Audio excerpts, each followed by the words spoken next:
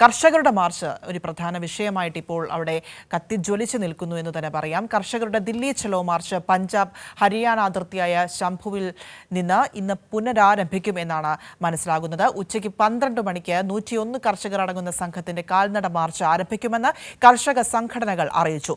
പ്രതിഷേധം സമാധാനപരമായിരിക്കുമെന്നും നിയന്ത്രണങ്ങൾ ലംഘിക്കാൻ ആഗ്രഹിക്കുന്നില്ലെന്നും കർഷക സംഘടനാ നേതാവ് സൻവൻ സിംഗ് പന്തേർ പറഞ്ഞു. ചർച്ചയ്ക്ക് തയ്യാറാണെന്ന് കേന്ദ്ര കൃഷി സഹമന്ത്രി അറിയിച്ചിരുന്നു.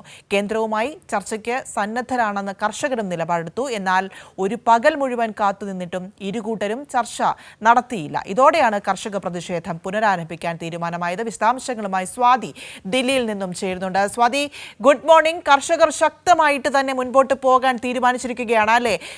യാതൊരു രീതിയിലും ചർച്ചയ്ക്ക് കേന്ദ്രം തുനിയുന്നില്ല എന്ന് തന്നെയാണ് നമ്മൾ മനസ്സിലാക്കേണ്ടത്. ഇന്നലെ വാക്കാൽ ചില കാര്യങ്ങളൊക്കെ ചർച്ച ചെയ്യാമെന്നൊക്കെ പറഞ്ഞു എങ്കിലും ആ ചർച്ച നടന്നില്ല. അതിനുള്ള യാതൊരു സന്നദ്ധതയും കേന്ദ്രത്തിന്റെ ഭാഗത്തുനിന്നും ഉണ്ടായിട്ടുമില്ല. അതിൽ വലിയ പ്രതിഷേധം തന്നെയാണ് കർഷകർ കാട്ടുന്നത്. അതിന്റെ ഭാഗമായിട്ട് ഇന്ന് വീണ്ടും ഈ ദില്ലി ചലോ മാർച്ച് പുനരാരംഭിക്കുകയുമാണ്. എന്താണ് കർഷകരുടെ നിലപാട്? കേന്ദ്രത്തിന്റെ സമീപനത്തെ കൂടി നമ്മൾ എങ്ങനെയാണ് വീക്ഷിക്കേണ്ടത്?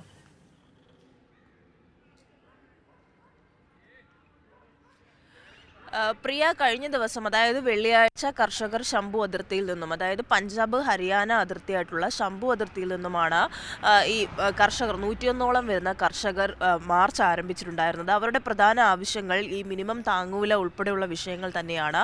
അത് ആരംഭിച്ച് ദില്ലിയിലേക്ക് എത്തുന്ന ഹരിയാന അതിർത്തിയിൽ വെച്ച് തന്നെ അവരെ പോലീസ് തടയുന്ന സാഹചര്യമുണ്ടായി. അതിനുശേഷമാണ് കേന്ദ്ര സർക്കാർ ചർച്ചയ്ക്ക് തയ്യാറാണെന്നും കർഷകരുമായി ചർച്ച ചെയ്തതിനു ശേഷം മാത്രം ഇതിലൊരു തീരുമാനം ഉണ്ടാകുമെന്നുള്ള നിലയിലേക്ക് കർഷകർ തീരുമാനമെടുക്കുകയായിരുന്നു. എന്നാൽ ഇതുവരെയും കേന്ദ്ര സർക്കാർ ഈ വിഷയത്തിൽ ചർച്ചയ്ക്ക് തയ്യാറാകാത്ത സാഹചര്യം മുൻനിർത്തിക്കൊണ്ടാണ് വീണ്ടും അവർ ഇന്ന് ഈ സമരവുമായി മുന്നോട്ട് പോകാൻ വേണ്ടി തീരുമാനിച്ചിട്ടുള്ളത്. വളരെ ഈ പ്രതിഷേധം അറിയിക്കാൻ വേണ്ടി വേറൊരു തരത്തിലുള്ള സംഘടനകൾക്കും തങ്ങൾ തയ്യാറല്ല.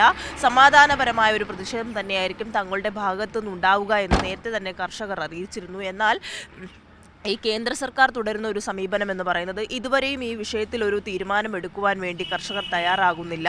അതോടൊപ്പം തന്നെയാണ് ദില്ലിയിൽ ഈ നോയിഡയിലും കർഷകർ സമരത്തിലിരിക്കുന്ന ഒരു സാഹചര്യമുണ്ടായിരുന്നു, പ്രതിഷേധിക്കുന്ന സാഹചര്യമുണ്ടായിരുന്നു.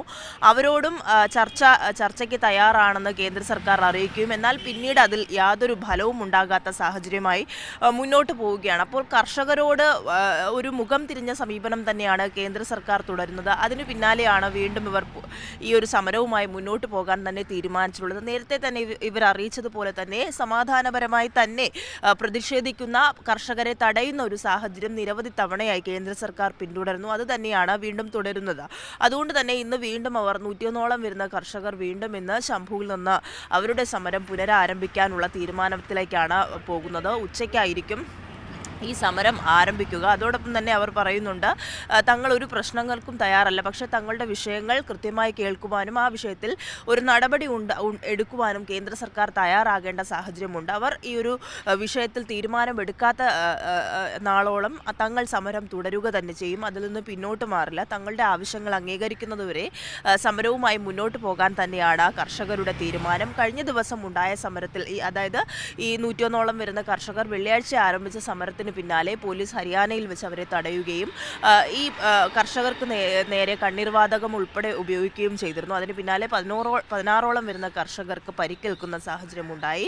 എന്തായാലും അതിനുശേഷം ഇവർ ഈ ചർച്ചയ്ക്ക് തയ്യാറാണ് എന്ന് കേന്ദ്ര സർക്കാർ അറിയിക്കുന്നു. ചർച്ചയ്ക്ക് വേണ്ടി പകലോളം ഇവർ കാത്തിരിക്കുന്നു. എന്നാൽ യാതൊരുവിധ ഇവരെ പരിഗണിക്കുന്ന തരത്തിൽ പോലും കേന്ദ്ര സർക്കാർ നോക്കിയിട്ടില്ല. അതുകൊണ്ട് തന്നെയാണ് വീണ്ടും അവർ ഈ ഒരു സമരത്തിലേക്ക് മുന്നോട്ട് പോകുന്നത്. ഈ സമരവുമായി ഇവരുടെ അവകാശങ്ങൾ നേടിയെടുക്കുന്നതുവരെ സമരവുമായി മുന്നോട്ട് പോകാൻ തന്നെയാണ് കർഷക സംഘടനകളുടെ തീരുമാനം. പ്രിയ, ശരി, കർഷകർ ശക്തമായി തന്നെ മുന്നോട്ട് പോകുന്നു എന്ന് തന്നെ നമുക്ക് മനസ്സിലാക്കാൻ സാധിക്കുന്നുണ്ട്. അവരുടെ പ്രതിഷേധം ആളിക്കത്തുകയാണ്. യാതൊരു രീതിയിലും ചർച്ചയ്ക്ക് തയ്യാറാകാത്ത കേന്ദ്ര സർക്കാർ നയത്തിനെതിരെയുള്ള പ്രതിഷേധം അവർ കടുപ്പിക്കുക തന്നെയാണ്. അതിൻ്റെ ഭാഗമായിട്ടാണ് ഇന്ന് വീണ്ടും ഈ സമരം മാർച്ച് പുനരാരംഭിക്കാനുള്ള തീരുമാനത്തിലേക്ക് എത്തിയിരിക്കുന്നത്. അതിൻ്റെ വിശദാംശങ്ങളാണ് സ്വാതി ദില്ലിയിൽ നിന്നും നൽകിയത്.